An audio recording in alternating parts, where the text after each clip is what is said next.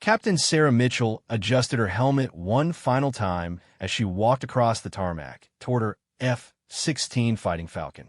The desert air of Nellis Air Force Base shimmered with heat waves, but the chill running down her spine had nothing to do with the weather. In her 12 years of military service, she had flown countless missions, but none like this one. The briefing room had been unusually quiet that morning. Colonel Davidson, a man who rarely showed emotion, had spoken in measured tones about intelligence reports coming from Eastern Europe. Satellite imagery showed unusual activity at a remote military installation. Nuclear materials were being moved. The timeline was critical, and traditional diplomatic channels had failed. "This is a precision strike mission," Davidson had explained, his weather hands pointing to aerial photographs spread across the table. "One target, one chance. The facility must be neutralized before the materials can be weaponized and distributed to hostile forces." Sarah had studied the photos carefully. The target sat in a valley surrounded by mountains, protected by sophisticated air defense systems. Getting in would be difficult. Getting out would be nearly impossible. The mission planners had calculated a 15% survival rate for the pilot assigned to this operation. "Why me?" Sarah had asked, though she suspected she already knew the answer. Davidson's expression had softened slightly.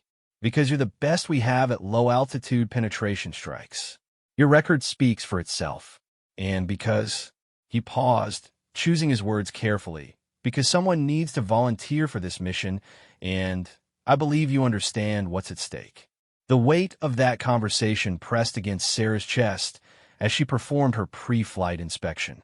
Every rivet, every panel, every system component received her full attention. Her ground crew chief, Master Sergeant Rodriguez, watched silently. They had worked together for 3 years, and he could read the tension in her movements. "Everything looks good, Captain," Rodriguez said, his voice carrying an undertone of concern. "She's fueled and armed according to specifications." Sarah nodded, running her hand along the aircraft side. The F-16 was loaded with a single GBU, 28 bunker buster bomb, specifically designed to penetrate hardened underground targets. The weapon weighed nearly 5,000 pounds, affecting the aircraft's handling characteristics and reducing its maneuverability. "Rodriguez," Sarah said, turning to face the sergeant. "Take care of yourself, okay?" The older man's eyes widened slightly. In all their time working together, she had never spoken to him with such finality. "You too, Captain. Bring her home in one piece." As Sarah climbed into the cockpit, she thought about the conversation she'd had with her younger sister Emma the night before. Emma was a teacher in Colorado, completely unaware of the classified world Sarah inhabited. Their phone call had been ordinary, filled with talk about Emma's students and weekend plans. Sarah had wanted to say something meaningful, something that would matter if this mission went wrong, but operational security prevented any such revelation. "I love you, Em," Sarah had said at the end of the call, putting more emotion into the words than usual. "Love you too, sis," Emma had replied, laughing. "You sound tired. Get some rest." The cockpit of the F-16 felt familiar despite the extraordinary circumstances. Sarah's hands moved through the startup sequence automatically, each switch and button pressed in the precise order drilled into her through thousands of hours of training. The twin-turbine engine spun up with a rising whine that grew into a steady roar. Control tower clearance came through her headset. "Falcon 77, you are cleared for takeoff. Winds are calm, visibility unlimited. Good hunting." The phrase "good hunting" was standard radio protocol, but today it carried additional weight. Sarah acknowledged the clearance and taxied to the runway's threshold. She ran through her final checks, reviewing the mission parameters one more time. The target facility was located in a mountainous region of a former Soviet republic. Intelligence indicated that a rogue faction within the country's military had seized control of nuclear materials during a recent political upheaval. These materials were being processed into weapons-grade material that could be sold to terrorist organizations or hostile nations. Diplomatic efforts had been exhausted. Economic sanctions were ineffective against a group that operated outside governmental control. Military action was the only remaining option, but it had to be precise, quick, and deniable. A full-scale invasion would trigger international condemnation and possibly wider conflict.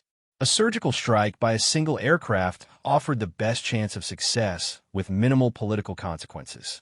Sarah's mission was to penetrate the facility's air defenses, deliver the bunker-buster weapon to the underground processing center, and extract before enemy forces could respond effectively. The intelligence briefing had been clear about the challenges she would face. The facility was protected by SA-15 surface-to-air missile systems, capable of engaging targets at altitudes up to 50,000 feet. Electronic warfare equipment would attempt to jam her aircraft systems. Fighter aircraft from nearby bases could be scrambled to intercept her during the escape phase of the mission. The window of opportunity is narrow, the intelligence officer had explained. Satellite coverage shows a shift change in the facility's security forces at 0300 local time. During this 15-minute period, the air defense systems operate at reduced effectiveness while personnel are rotated. That's your opening. The flight plan called for Sarah to approach the target at extremely low altitude, using the mountainous terrain to mask her aircraft from radar detection. She would climb to attack altitude only at the last possible moment, release the weapon, then dive back to low level for the escape route. Success depended on precise timing, perfect navigation, and a significant amount of luck. The mission planners have been honest about the risks. Anti-aircraft artillery around the target could engage her aircraft during the attack run. The escape route passed through a heavily defended corridor where enemy fighters would likely attempt interception. We estimate a 15% probability of mission success with pilot survival, the briefing officer had stated matter-of-factly. However, the probability of mission success without regard to pilot survival is significantly higher. The implication was clear. Sarah could complete the mission even if it cost her life. The bunker-buster weapon would destroy the nuclear processing facility regardless of whether her aircraft survived the attack. Sarah pushed the throttle forward and felt the familiar sensation of acceleration as her F-16 rolled down the runway. The aircraft lifted off smoothly despite the heavy bomb load, climbing into the clear desert sky. She retracted the landing gear and began her turn toward the predetermined navigation waypoint. The first leg of her journey would take her across several states, refueling from aerial tankers at designated points. The final approach to the target would be made from a forward operating base near the operational area. Total flight time to target was estimated at 14 hours, including refueling stops and navigation holds. As she leveled off at cruising altitude, Sarah tried to focus on the technical aspects of the mission. Flight planning, navigation checkpoints, fuel consumption calculations, and weapons system parameters occupied her mind. But underlying thoughts kept surfacing about the broader implications of what she was attempting. The nuclear materials in that underground facility represented enough fissile material to create dozens of small weapons. Intelligence agencies had tracked inquiries from several terrorist organizations seeking to purchase such materials. The potential for catastrophic loss of life was enormous if the mission failed. Sarah understood why she had been chosen for this assignment.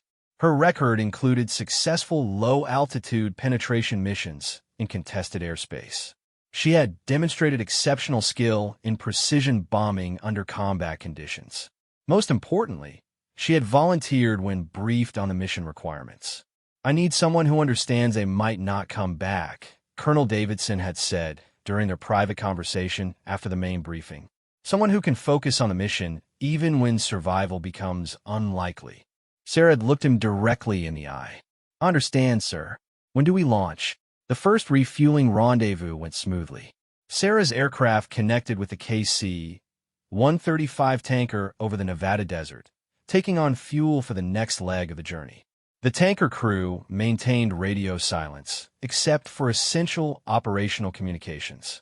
They knew the nature of her mission, and the gravity of the situation was reflected in their professional efficiency. After disconnecting from the tanker, Sarah continued eastward. The landscape below gradually changed from desert to farmland to forests as she crossed the continental United States. She monitored her navigation systems continuously, cross-checking her position against predetermined waypoints. The second refueling took place over the Atlantic Ocean. This time, the tanker was a NATO aircraft operating from a European base. The refueling was completed without incident, but Sarah noticed increased radio chatter on military frequencies. Word was spreading through certain channels about unusual activity levels at various bases. As she approached European airspace, Sarah received updated intelligence through encrypted data link communications. The target facility remained active, with no indication that her mission had been compromised. However, regional air defenses appeared to be at heightened alert levels, possibly due to increased international tensions. The final approach to the forward operating base required careful coordination with air traffic control agencies in multiple countries. Sarah's flight was operating under diplomatic cover as a routine training mission, but the coordination was complex given the sensitive nature of the airspace she needed to traverse. Landing at the forward operating base, Sarah was met by a small group of personnel who had been briefed on her mission requirements. The base commander, a NATO colonel, spoke briefly with her about local conditions and offered his unit support for mission planning updates. Weather over the target area is forecast to be clear, he reported. Cloud ceiling will be above 20,000 feet, which should not affect your low-altitude approach. Winds are expected to be light and variable.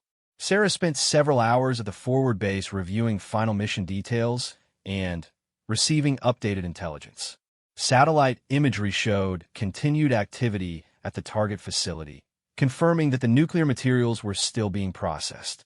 Electronic intelligence indicated that the facility's air defense systems were operating normally, with no apparent awareness of the impending attack. The mission timeline required her to take off from the forward base at 2,200 hours local time, providing adequate transit time to reach the target during the security shift change window. Sarah used the remaining time to rest and mentally prepare for the most challenging flight of her career. As darkness fell over the forward operating base, Sarah made her final preparations.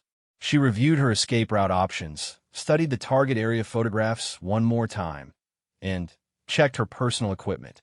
The survival gear included in her flight suit would provide minimal protection if she was forced to eject over hostile territory. At 2,130 hours, Sarah walked back to her aircraft for the final time. The F-16 had been refueled, and the weapons systems had been given a final inspection. The bunker buster bomb hung beneath the aircraft's centerline, its massive bulk a constant reminder of the mission's purpose. Ground crew personnel worked silently around the aircraft, making final preparations. The base commander approached Sarah as she began her pre-flight inspection. "Captain Mitchell," he said quietly, "I want you to know that everyone here understands the importance of what you're doing. We'll be monitoring your progress and standing by to provide any assistance possible." Sarah nodded, appreciating the sentiment, but knowing that once she crossed into hostile airspace, she would be completely on her own. No rescue missions would be possible if the mission went wrong. No backup aircraft would be available if her F-16 developed mechanical problems. "Thank you, sir," she replied. "I'll see you in a few hours." The base commander's expression suggested he was less optimistic about her chances than his words indicated, but he maintained a professional demeanor. "Good luck, Captain. Make it count." Sarah completed her pre-flight inspection and climbed into the cockpit for what she knew might be the last time. The startup sequence proceeded normally, and she received clearance from the control tower for takeoff. As her F-16 rolled down the runway and lifted into the dark European sky, Sarah felt a strange combination of fear and determination. The next few hours would determine whether she could prevent a nuclear catastrophe or die in the attempt. Either way, there was no turning back now. The mission had begun, and the fate of countless innocent lives depended on her ability to deliver one bomb to one target with absolute precision. Sarah's F-16 cut through the darkness at 28,000 feet, maintaining radio silence as she approached the border of hostile airspace. The aircraft's navigation systems showed her position with digital precision, but she cross-checked constantly against visual landmarks visible in the moonlight below. One navigation error at this stage could compromise the entire mission. The weight of the GBU-28 bunker buster bomb affected her aircraft's handling characteristics more than she had anticipated during training flights. The F-16 felt sluggish in turns, and fuel consumption was higher than normal due to the increased drag. Sarah adjusted her flight profile accordingly, knowing that every pound of fuel would be critical during the low-altitude penetration phase. Encrypted communication signals reached her through the data link system as she approached the initial point for her attack run. Intelligence updates confirmed that the target facility remained active, with personnel movements consistent with the expected shift change schedule. Most importantly, there were no indications that her mission had been detected or compromised. Sarah began her descent toward the mountains that would provide terrain masking for her approach to the target. The altimeter unwound steadily as she dropped from cruising altitude toward the dangerous realm of low-level flight. At 5,000 feet above ground level, she leveled off and began following the carefully planned route through the mountain valleys. Flying at high speed through mountainous terrain in darkness required absolute concentration. Sarah's heads-up display showed her flight path overlaid on the terrain below, but the system's accuracy depended on precise navigation. A few degrees of error could send her aircraft into a mountainside with no warning. The mission planners had chosen her route carefully, following valleys and passes that would minimize her radar signature while providing adequate clearance above the terrain. But the margins were thin. At several points, her aircraft would pass within 500 feet of mountain peaks, requiring split-second timing and perfect navigation. Sarah's first major navigation checkpoint was a distinctive peak that appeared on her radar display exactly where predicted. She adjusted her heading slightly to follow the next valley, which would take her deeper into hostile territory. So far, her approach had been undetected, but the most dangerous phase was yet to come. The facility's outer air defense perimeter included early warning radar stations positioned on high ground around the target area. These systems were designed to detect aircraft approaching from any direction, but they had limitations when targets flew at extremely low altitude through mountainous terrain. Sarah's success depended on exploiting those limitations. As she entered the defended airspace, Sarah activated her aircraft's electronic warfare systems. The ALQ-131 electronic countermeasures pod began broadcasting signals designed to confuse enemy radar systems, creating false targets and masking her true position. The system was effective, but it also advertised her presence to anyone listening on the appropriate frequencies. Warning indicators on her cockpit display began illuminating as enemy radar systems attempted to lock onto her aircraft.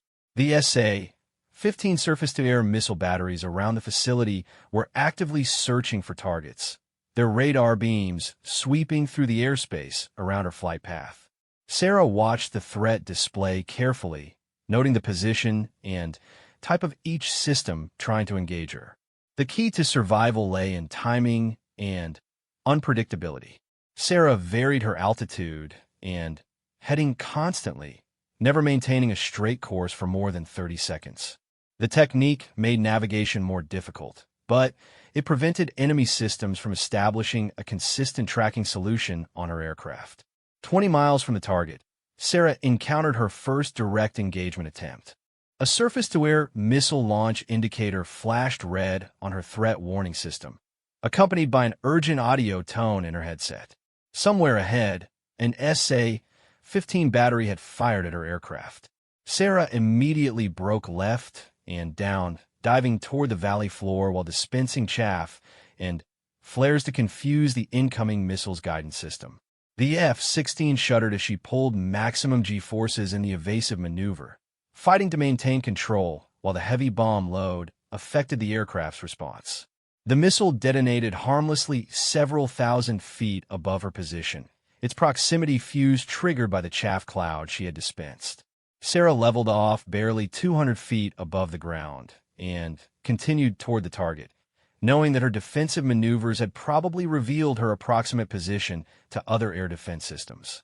Multiple threat indicators now showed active radar locks from different directions. The facility's defenders were fully alert and attempting to coordinate their fires to catch her aircraft in a crossfire situation. Sarah's electronic warfare systems were working at maximum capacity, but they could not defeat every threat simultaneously. 15 miles from the target, Sarah began her final approach sequence. The attack required her to climb from low altitude to optimal weapons release height, making her aircraft visible to every radar system in the area. Once she began the climb, there would be no opportunity for evasive maneuvering until after the bomb was released. Sarah checked her weapons system displays one final time. The GBU-28 was armed and ready for release. Her target acquisition radar had identified the precise aim point over the underground processing facility. The bombing computer showed a solution that would place the weapon within the required accuracy parameters. The climb to attack altitude began at 12 miles from the target. Sarah pulled her F-16 into a steep ascent, trading airspeed for altitude as quickly as possible. The altimeter wound up rapidly as she climbed through 5,000, 10,000, 15,000 feet above ground level. Immediately, multiple missile launch warnings filled her cockpit with flashing lights and alarm tones. At least 4 SA-15 batteries had fired missiles at her aircraft as soon as she became visible above the surrounding terrain. Sarah maintained her climb profile, knowing that any defensive maneuvering now would compromise her bomb delivery accuracy. The first missile approached from her left, its radar seeker head locked onto her aircraft's radar signature. Sarah waited until the last possible moment, then released a concentrated cloud of chaff while making a slight course adjustment. The missile's proximity fuse activated prematurely, detonating the warhead several hundred feet from her aircraft. Shrapnel from the explosion peppered her F-16's left wing and fuselage, but the damage appeared to be superficial. Sarah's flight controls remained responsive, and all major systems continued operating normally. She maintained her climb toward the optimal release altitude. The second missile came from directly ahead, forcing Sarah to make a more aggressive defensive maneuver. She rolled inverted and pulled the aircraft into a split S maneuver, diving toward the ground before rolling upright and climbing again. The missile overshot her position and detonated harmlessly behind her aircraft. 20 seconds to weapons release. Sarah's target acquisition radar painted the facility with a bright return signal, clearly showing the underground processing center that was her assigned target. The bombing computer continuously updated the attack solution, accounting for wind speed, altitude, and aircraft velocity. The third missile approached from her right side as Sarah leveled off at attack altitude. This one was tracking accurately, its guidance system maintaining a solid lock despite her electronic countermeasures. Sarah had no choice but to maintain her attack heading and hope her aircraft could survive the engagement. 10 seconds to weapons release. Sarah's thumb hovered over the bomb release button as her aircraft approached the optimal delivery point. The missile was closing rapidly, but the timing would be extremely close. If she could hold her course for just a few more seconds, the mission would succeed regardless of what happened to her aircraft. 5 seconds to release. The missile was now close enough that Sarah could see its exhaust trail in her peripheral vision. Her aircraft's radar warning receiver was screaming with threat alerts, but she maintained absolute focus on the target ahead. 3 seconds, 2 seconds, 1 second. Sarah pressed the bomb release button at the exact moment calculated by her weapon system.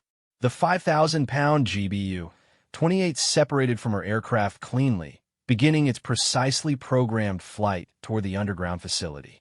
At the same instant, the SA-15 missile detonated barely 50 feet from her aircraft. The explosion was deafening even through her helmet and protective equipment. Sarah's F-16 lurched violently to the left as shrapnel tore through the right wing and engine compartment. Multiple warning lights illuminated on her instrument panel, indicating damage to critical flight systems. The engine fire warning light glowed red, accompanied by rapidly rising exhaust gas temperature readings. Sarah could see flames streaming from her aircraft's rear section in the reflection off her cockpit canopy. Her F-16 was seriously damaged, but it was still flying. Sarah immediately began the emergency procedures for an engine fire. She shut down the engine, activated the fire suppression system, and configured her aircraft for single-engine operation. The F-16 was designed to fly on emergency power, but performance would be severely degraded. More importantly, she had to escape from the target area before additional air defense systems could engage her crippled aircraft. Sarah pushed the nose down into a steep dive, trading altitude for airspeed as she attempted to reach the safety of low altitude again. Behind her, the GBU-28 bunker buster continued its trajectory toward the target. The weapon's guidance system was functioning perfectly, steering the bomb toward the precise coordinates Sarah had designated. In 30 seconds, the warhead would penetrate deep underground before detonating directly beneath the nuclear processing facility. Additional missiles launched from SA-15 batteries as Sarah dove toward the valley floor, but their radar systems had difficulty tracking her damaged aircraft against the ground clutter. Her electronic warfare systems were still functioning, creating false targets that confused the enemy fire control radars. Sarah leveled off at 200 feet above ground level and turned toward her planned escape route. Her engine was shut down, but the F-16's emergency power unit provided enough electrical power to operate essential flight systems. She would have to glide most of the way out of hostile territory, but it might be possible if she could avoid further combat damage. The explosion behind her lit up the entire valley as the bunker buster weapon detonated underground. The blast was visible even from her low-altitude position several miles away, confirming that the weapon had found its target. A massive secondary explosion followed seconds later as nuclear materials and processing equipment were destroyed in the underground facility. Sarah felt a moment of grim satisfaction despite her desperate situation. The mission was successful. The nuclear threat had been eliminated. Whether she survived the escape phase was now a secondary concern compared to the knowledge that countless innocent lives had been saved. Her aircraft was handling poorly with the engine shut down and significant battle damage. Control inputs required much more physical effort than normal, and the F-16 was losing altitude slowly despite her best efforts to maintain level flight. Sarah calculated that she might be able to glide 15 or 20 miles before being forced to consider ejection. The escape route took her through another mountain valley that would provide some protection from radar detection. But enemy fighter aircraft were certainly being scrambled from nearby bases, and they would be searching for any aircraft attempting to leave the area. Sarah's damaged F-16 would be easy prey for interceptors once they located her. Sarah's radio had been damaged in the missile explosion, so she could not communicate with friendly forces or request assistance. She was completely on her own, flying a crippled aircraft through hostile territory with no support available. The situation was exactly what the mission planners had anticipated when they calculated her survival odds at 15%. Despite the damage, Sarah's navigation systems were still functioning. She could see her position on the moving map display, showing her progress along the escape route. If she could maintain her current glide performance for another 10 miles, she would reach the border of friendly airspace where recovery operations might be possible. Behind her, additional explosions illuminated the target facility as secondary fires spread through the underground complex. The nuclear materials that had been processed there were being consumed in an inferno that would render them completely harmless. Sarah's single weapon had accomplished what an entire military campaign might not have achieved. The sound of jet engines echoed through the valley ahead of her aircraft. Enemy fighters were approaching, probably vectored toward her position by ground-based radar controllers. Sarah had no defensive weapons remaining and limited maneuvering capability with her damaged aircraft. If they found her, the mission would end in her capture or death. Sarah dropped even lower, following the valley floor contours as closely as possible. At her current altitude, Enemy fighters would have difficulty detecting her aircraft on radar, but they could spot her visually if they knew approximately where to look. Her escape now depended more on luck than skill. The fighter aircraft sounds grew louder, then gradually faded as the interceptors passed overhead without detecting her position. Sarah continued her glide toward the border, managing her aircraft's energy carefully to maintain flying speed for as long as possible. Her altitude was now critical. The F-16 was descending steadily despite her efforts to maintain level flight. Sarah calculated that she had perhaps 5 more minutes of controlled flight before being forced to eject. The question was whether 5 minutes would be enough to reach safety. Sarah's crippled F-16 continued its shallow descent through the mountain valley, every second bringing her closer to the point where controlled flight would become impossible. The aircraft was losing altitude at approximately 200 feet per minute despite her best efforts to maintain level flight. With her current altitude of 800 feet above ground level, she had roughly 4 minutes before forced ejection became unavoidable. The damaged engine compartment continued to stream smoke and occasional flames, creating a visible signature that enemy aircraft could spot from considerable distance.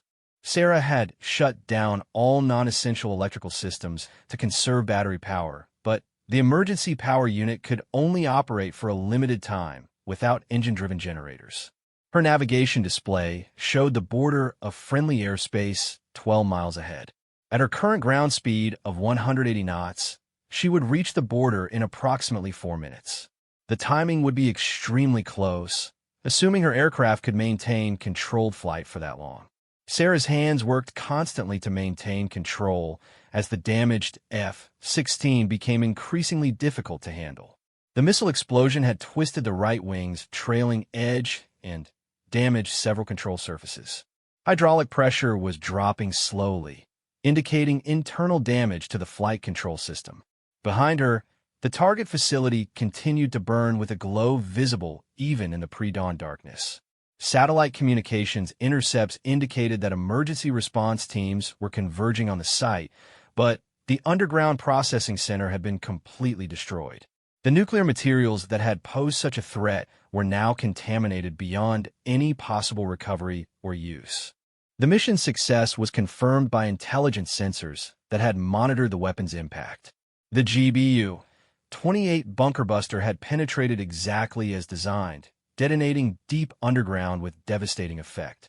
Secondary explosions had destroyed backup processing equipment and contaminated the entire facility with radioactive debris that would make the site uninhabitable for decades. Sarah's radio sparked to life with weak signal reception as her aircraft approached the boundary between hostile and neutral airspace. The transmission was barely audible through static and interference, but she could make out enough words to understand that friendly forces were aware of her situation. Falcon 77, this is Overlord Control. We have you on radar. Maintain current heading if possible. Recovery forces are standing by.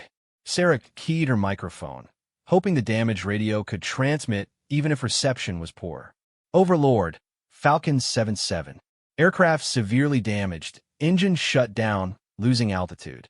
Request immediate recovery. The response was stronger, indicating that her aircraft was moving closer to friendly communication sites. Roger, Falcon 77. Understand severe damage. Vector to coordinates 370-125 for emergency recovery. Distance 8 miles. 8 miles was further than Sarah had hoped, but the coordinates placed the recovery site in a relatively flat area where emergency landing might be possible. Her aircraft was now descending through 600 feet above ground level, making the glide to the designated coordinates extremely marginal. Sarah adjusted her heading toward the emergency recovery site while carefully managing her aircraft's energy. Every turn cost altitude that she could not afford to lose, but reaching the designated coordinates was her only chance for survival.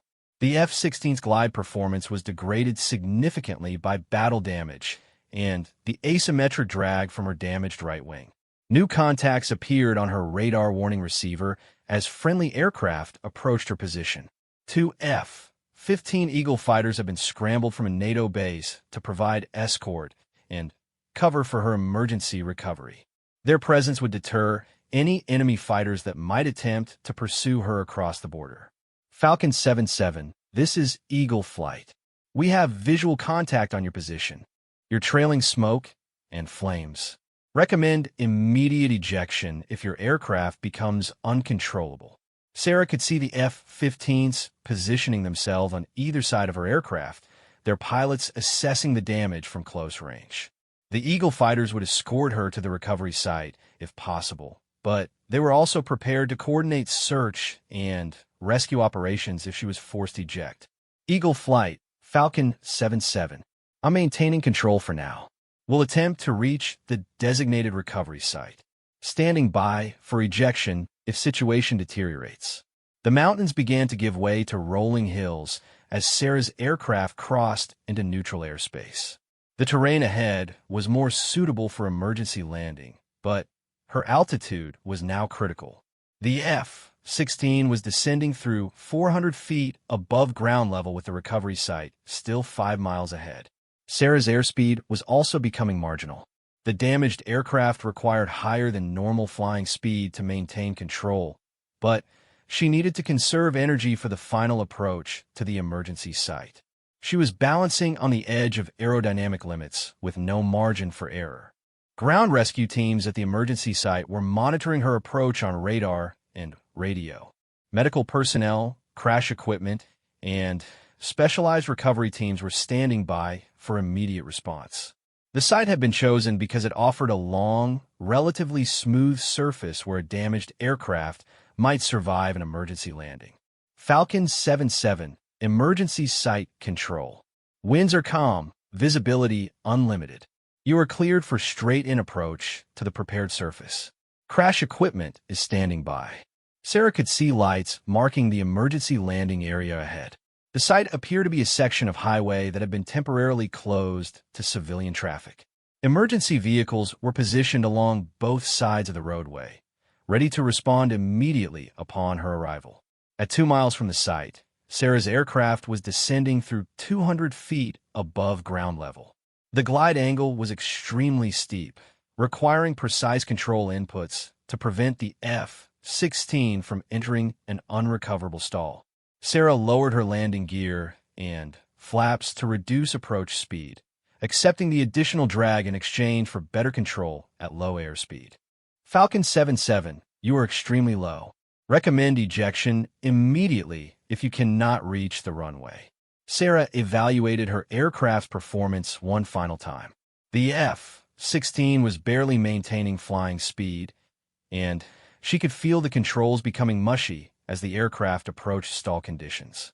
But the emergency site was now directly ahead, less than 1 mile away. Emergency site, Falcon 7-7. I'm committed to landing. Crash equipment standing by. Sarah's final approach required every bit of skill she had developed in 12 years of military flying. The damaged F-16 wallowed through the air, threatening to stall at any moment. She worked the control stick constantly, making minute adjustments to maintain the precise flight path needed to reach the runway. At 50 feet above the highway, Sarah could see the faces of emergency personnel watching her approach. The aircraft was barely under control, yawing slightly due to asymmetric damage from the missile explosion.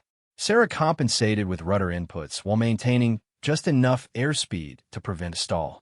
25 feet, 15 feet, 10 feet. Sarah's F-16 touched down hard on the highway surface, bouncing once before settling onto the roadway. She immediately applied wheel brakes and deployed her drag chute, but the aircraft approach speed had been higher than normal due to the control damage. The F-16 rolled down the highway at dangerous speed, consuming the available landing distance rapidly. Emergency vehicles paced her aircraft as it rolled toward the end of the prepared surface. Sarah could see that she would not be able to stop before reaching the barriers at the far end of the emergency runway. She steered slightly left, aiming for a grassy area beyond the highway, where the impact might be survivable. The F-16's landing gear struck the barriers at approximately 40 knots, collapsing immediately and sending the aircraft sliding across the grass on its belly. Sarah was thrown against her restraint harnesses as the aircraft decelerated violently, but the gradual nature of the crash allowed the cockpit structure to absorb most of the impact energy. The aircraft slid to a stop in a cloud of dust and debris, its airframe bent but largely intact. Sarah found herself hanging in her ejection seat, momentarily stunned but conscious and apparently uninjured. Emergency personnel were already running toward her aircraft, carrying fire suppression equipment and medical supplies. Sarah's first priority was to shut down all remaining aircraft systems and safeguard the ejection seat. She went through the emergency shutdown checklist automatically, ensuring that electrical power was secured and that hazardous systems were made safe. Only then did she begin disconnecting her personal equipment and preparing to exit the aircraft. Emergency personnel reached her cockpit within seconds of the aircraft coming to a stop. Firefighters sprayed foam on the damaged engine compartment, while medical technicians climbed onto the aircraft to assist with her evacuation. The coordination was flawless, reflecting extensive training for exactly this type of emergency. "Captain, can you hear me? Are you injured?" The senior medical technician was shouting through her helmet as he worked to assist with her seat harness disconnection. Sarah nodded, testing her arms and legs to verify that nothing was broken. "I'm okay. No apparent injuries. Need to get clear in case of fire." The evacuation proceeded quickly but carefully. Sarah was helped from the cockpit and lowered to a stretcher that had been positioned beside the aircraft. Medical personnel immediately began a comprehensive trauma assessment, checking for injuries that might not be immediately apparent. As she was loaded into an ambulance for transport to the medical facility, Sarah could see intelligence personnel beginning their examination of her aircraft. The F-16 systems contained classified information about the mission, and that data needed to be secured before the aircraft could be moved to a permanent recovery site. The ambulance ride to the base hospital gave Sarah her first opportunity to fully comprehend what had happened. She had completed the most dangerous mission of her career, successfully destroying a nuclear processing facility that threatened international security. More importantly, she had survived against odds that the mission planners had calculated at 15%. The medical examination revealed only minor injuries despite the dramatic nature of her crash landing. Sarah had sustained bruising from the restraint harnesses and some minor cuts from debris during the missile explosion, but nothing requiring extended treatment. The flight surgeon cleared her for duty after observation and routine blood work. Colonel Davidson arrived at the hospital within hours of Sarah's crash landing. His expression showed relief mixed with professional satisfaction as he entered her room, carrying a classified briefing folder. "Captain Mitchell," he said, pulling up a chair beside her bed. "I understand you had quite an adventure last night." Sarah managed a tired smile. "Yes, sir. The mission was successful. Target destroyed as briefed. Aircraft suffered significant battle damage, but remained controllable until landing." Davidson's expression became more serious as he opened his briefing folder. "Sarah, I need to brief you on the intelligence assessment of your mission results. What you accomplished last night was even more significant than we initially realized." The folder contained satellite photographs of the target facility taken before and after her attack. The before images showed an extensive underground complex with multiple processing areas and storage bunkers. The after images showed complete destruction, with secondary fires still burning 12 hours after the weapon's impact. "Intelligence analysis confirms that you destroyed approximately 40 pounds of weapons-grade nuclear material," Davidson explained. "That represents enough fissile material for 8 to 10 small nuclear devices. We also recovered communication intercepts indicating that terrorist buyers had already made down payments for some of that material." Sarah studied the photographs while absorbing the full implications of what she had prevented. The nuclear materials in that facility could have been used to create weapons that might have killed hundreds of thousands of innocent people in terrorist attacks on major cities. "The political fallout has been minimal," Davidson continued. The strike was precise enough that it caused no collateral damage to civilian areas. The government in that region is actually cooperating with the investigation, since they want to demonstrate that they had no involvement with a rogue military faction. Sarah nodded, understanding the broader strategic picture. Her mission had eliminated a nuclear threat while avoiding the international complications that would have resulted from a larger military operation. The surgical nature of the strike had achieved maximum effect with minimal political consequences. "What happens now, sir?" Sarah asked. Davidson's expression shifted to something approaching pride. "Now you recover from your injuries and prepare for a well-deserved recognition ceremony. This mission will remain classified for obvious reasons, but your actions deserve formal acknowledgement within appropriate circles." Sarah appreciated the sentiment, but she was already thinking about returning to normal operations. The adrenaline rush of combat and survival was fading, replaced by the satisfaction of mission accomplishment and the knowledge that her skills have been tested under the most extreme conditions possible. "When can I return to flight status, sir?" Davidson laughed, shaking his head. "Sarah, you just completed a mission that most pilots wouldn't survive, crash-landed a severely damaged aircraft, and you're already asking about your next flight assignment. I think that tells us everything we need to know about why you were chosen for this mission." The conversation was interrupted by a knock on the door. A nurse entered, followed by a familiar figure that Sarah recognized immediately. Her sister Emma stood in the doorway, her face showing a mixture of concern and confusion. "Emma." Sarah was genuinely surprised. "What are you doing here?" Emma rushed to her bedside, clearly emotional. "The Air Force called me and said you had been in an aircraft accident. They flew me here immediately, but wouldn't tell me any details." "Sarah, what happened?" Sarah looked at Colonel Davidson, who nodded slightly, indicating that she could discuss the basic facts without revealing classified details. "I was flying a training mission and encountered some mechanical problems. Had to make an emergency landing, but I'm fine. Just some bruises and scratches." Emma's relief was obvious, but her expression suggested she suspected there was more to the story than she was being told. "A training mission that required them to fly me across the country to see you?" "Sarah, you're not telling me everything." Davidson stood and moved toward the door. "I'll leave you two alone to catch up. Captain Mitchell, take a few days to rest and spend time with family.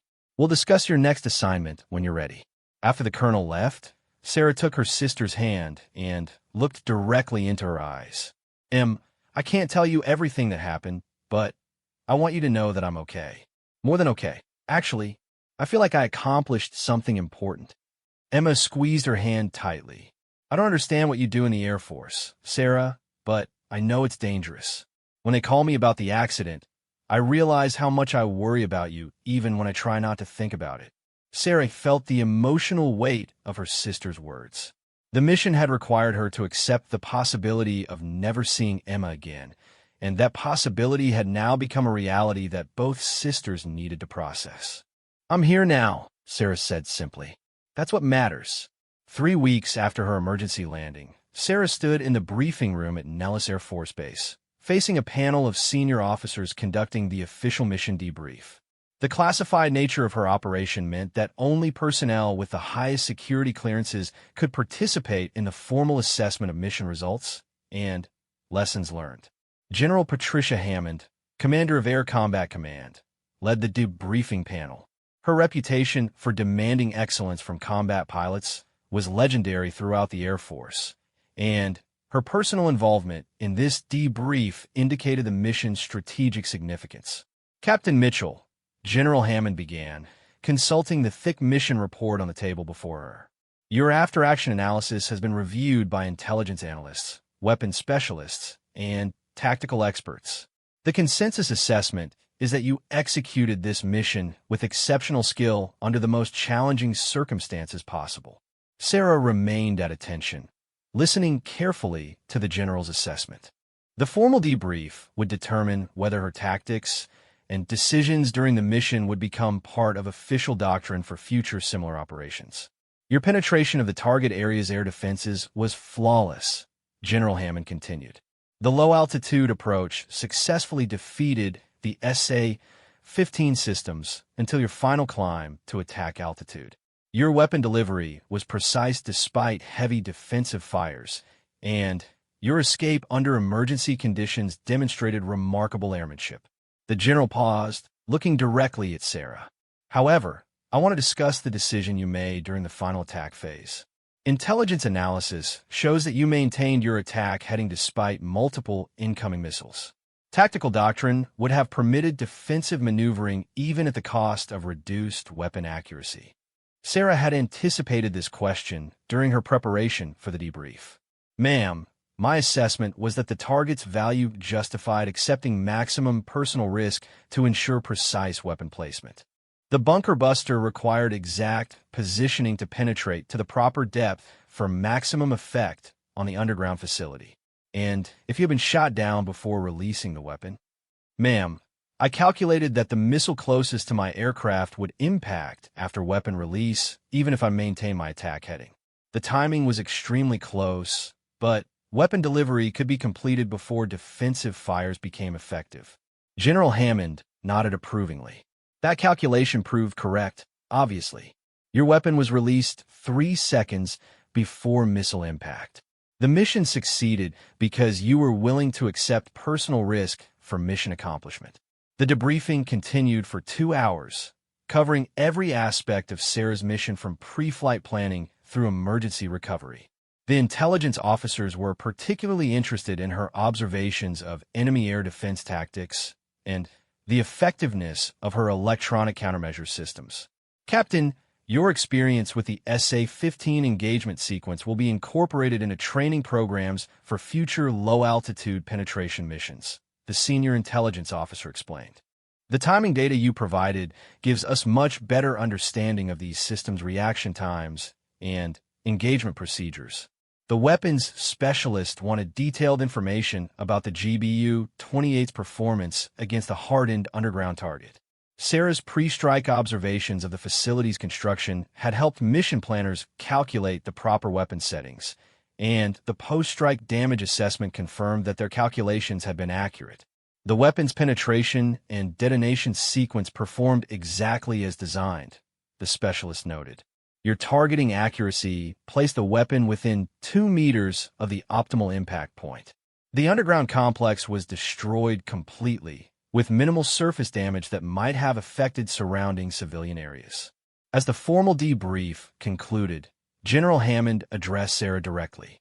Captain Mitchell, your mission prevented what intelligence agencies assess could have been the most serious nuclear terrorism threat in decades. 40 pounds of weapons-grade material in the hands of hostile organizations could have resulted in catastrophic loss of life in multiple target cities. Sarah nodded, understanding the broader implications of her mission more clearly now that additional intelligence had been declassified for the debrief. Ma'am, I'm honored to have had the opportunity to prevent that threat. The mission's success was due to excellent planning and support from many people. General Hammond smiled slightly. Your modesty is noted, Captain, but the execution was entirely your responsibility. Flying alone into heavily defended airspace and successfully delivering a precision weapon while under fire is not something that can be accomplished through planning alone. After the official debrief, Sarah was approached by Colonel Davidson, who had been observing the proceedings from the back of the room. His expression suggested he had additional information to share outside the formal setting. Sarah, walk with me, he said, gesturing toward the door. They left the briefing room and walked outside into the bright Nevada sunshine. How do you feel about all this? Davidson asked as they strolled across the base's manicured grounds. Sarah considered the question carefully. Satisfied, sir. The mission accomplished its objectives, and I learned things about myself and my capabilities that I wouldn't have discovered otherwise. But also grateful to be alive when the odds suggested otherwise. Davidson nodded thoughtfully. The Air Force has been evaluating your performance for potential advancement. Your technical skills and decision-making under extreme pressure are exactly what we need in senior leadership positions. Have you given any thought to your career plans? The question was one Sarah had been considering since her recovery. The successful completion of such a high-risk mission had certainly enhanced her professional reputation, but it had also made her more aware of the personal costs associated with military service. "I've been thinking about that, sir. I love flying, and I'm committed to the Air Force's mission, but I also want to maintain my relationship with my family. My sister Emma has been asking questions about my work that I can't answer, and that's becoming difficult for both of us." Davidson's expression showed understanding. That's a challenge faced by everyone who works in classified operations. The security requirements create barriers with family members who can't understand what we do. Some people handle it better than others. They reached a bench overlooking the flight line where F-16s were conducting routine training missions.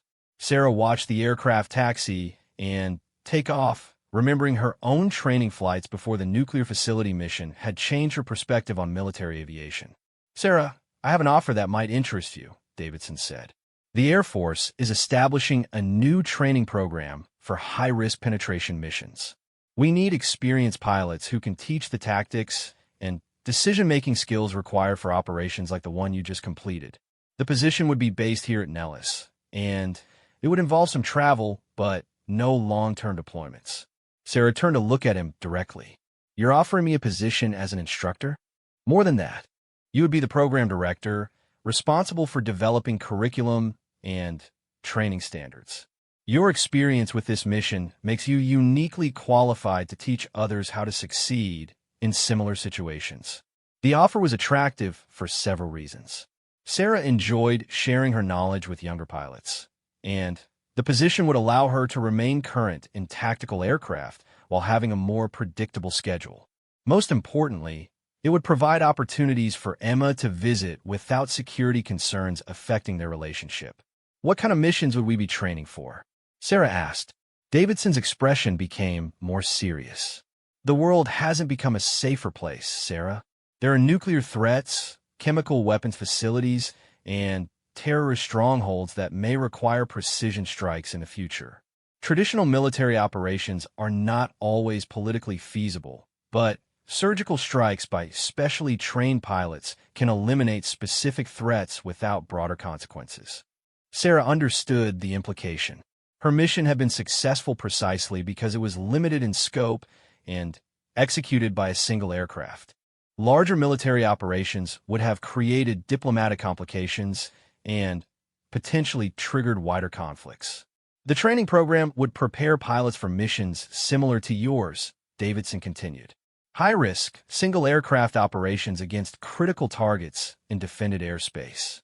The pilots would need exceptional technical skills, but more importantly, they would need the mental discipline to accept extreme personal risk for mission accomplishment." Sarah thought about the decision she had made during her attack run, choosing to maintain course despite incoming missiles. That level of commitment could not be taught through normal training methods. It required a psychological preparation that went beyond technical competence. "How many pilots do you think have the mindset for that kind of mission?" she asked. Davidson smiled grimly. "Very few. That's why we need someone who has actually done it to evaluate candidates and design appropriate training.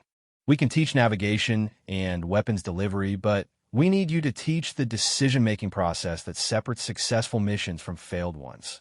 The conversation was interrupted by the arrival of another vehicle. Emma stepped out of a rental car, waving to Sarah across the parking area. Her presence was a surprise, since Sarah had not expected her to visit again so soon after the first trip. "Emma," Sarah called out, "what are you doing here?" Emma approached with a determined expression that Sarah recognized from their childhood. "I took leave from school to come see you. We need to talk about some things, and I decided phone calls weren't enough." Davidson tactfully excused himself, mentioning that he would give Sarah time to consider the training program offer. As he walked away, Emma took his place on the bench beside Sarah. "Sis, I've been doing some research since I got home," Emma said without preamble. "I called some other military families and talked to wives whose husbands do classified work. They helped me understand what you can't tell me." Sarah felt a moment of concern. "Emma, I hope I didn't ask about specific operations or try to learn classified information," Emma interrupted. "But I learned enough to understand that what you do is extremely dangerous, and that the aircraft accident was probably not an accident at all. Sarah looked at her sister's face and saw a new maturity that had not been there before. Emma had clearly spent considerable time thinking about the implications of Sarah's military service. I also learned that people in your position often struggle with family relationships because they can't share the stress and danger they face with people they love. Emma continued. I don't want that to happen to us, Sarah. I want you to know that I understand why you can't tell me details, and I accept that. Sarah felt a wave of relief and gratitude. Emma, that means more to me than you can imagine. There have been times when I wanted desperately to talk to someone about what I was going through, but the security requirements made that impossible. Emma reached over and took her hand. I can't know the specifics, but I can understand the general situation. You risk your life to protect people like me who live normal lives without ever knowing about the threats you deal with. I'm proud of you for that, and I want you to know you can talk to me about the emotional side, even if you can't discuss operational details. The conversation continued for over an hour as the two sisters worked through the relationship challenges created by Sarah's classified work. Emma's research had given her insight into the psychological pressures faced by military personnel in high-risk assignments, and she was prepared to provide support without requiring information that Sarah could not share. There's something else I want to discuss, Emma said as their conversation wound down. I'm thinking about applying for a teaching position here in Nevada. There are several school districts in this area that need experienced teachers, and it would mean we could see each other regularly instead of just talking on the phone. Sarah was genuinely surprised by the offer. Emma, you love your job in Colorado. And what about all your friends there? Emma smiled. I love teaching, and I can do that anywhere. As for friends, I'm pretty good at making new ones. But I only have one sister, and I've realized that our relationship is more important to me than anything else. The decision would affect both their lives significantly, but Sarah could see that Emma had already made up her mind. The research she had done about military families had convinced her that maintaining close relationships required deliberate effort and sometimes significant personal sacrifices. If you're serious about this, I would love having you nearby, Sarah said. But I want you to be sure it's what you really want, not just something you're doing because you're worried about me. Emma laughed. I'm worried about you, yes. But I'm also excited about the adventure of living somewhere new and being part of your life in a way that wasn't possible when we lived across the country from each other. As they walked back toward the base visitor center, Sarah thought about Colonel Davidson's offer to lead the new training program. With Emma planning to move to Nevada, accepting the position would allow her to maintain both her military career and her family relationships. That evening, Sarah called Colonel Davidson to accept the training program assignment. The position would begin in 2 months, giving her time to complete her current duties and prepare for the transition. More importantly, it would allow her to contribute to national security while building a more sustainable personal life. The nuclear facility mission had tested Sarah's skills and courage under the most extreme conditions possible. She had succeeded against overwhelming odds, preventing a catastrophic terrorist threat while surviving circumstances that should have been fatal. But perhaps equally important, the experience had taught her that personal relationships required the same level of commitment and careful planning that she brought to her professional duties. As Sarah prepared for sleep that night, she reflected on the events of the past month. A single mission had changed her life in ways she was still discovering. She had proven her capabilities as a combat pilot, earned recognition from the highest levels of military leadership, and strengthened her relationship with Emma in ways that would benefit both of them for years to come. The mission that was meant to be fatal had instead become the foundation for a new phase of her life, one that balanced service to country with commitment to family. Sarah had learned that survival was not just about technical skill and courage under fire. It was also about maintaining the human connections that gave meaning to the risks she was willing to accept. Outside her window, the lights of Nellis Air Force Base continued their steady rhythm as night operations proceeded around the clock. Tomorrow would bring new challenges and new opportunities to serve. But Sarah now faced the future with confidence that she could meet whatever requirement her country and her family might place on her. The woman who had volunteered for a mission with 15% survival odds had become someone who understood that the most important victories were often measured not in targets destroyed or threats eliminated, but in relationships preserved and strengthened through the crucible of shared adversity. Sarah Mitchell had stopped a nuclear war and lived to build a life worth saving.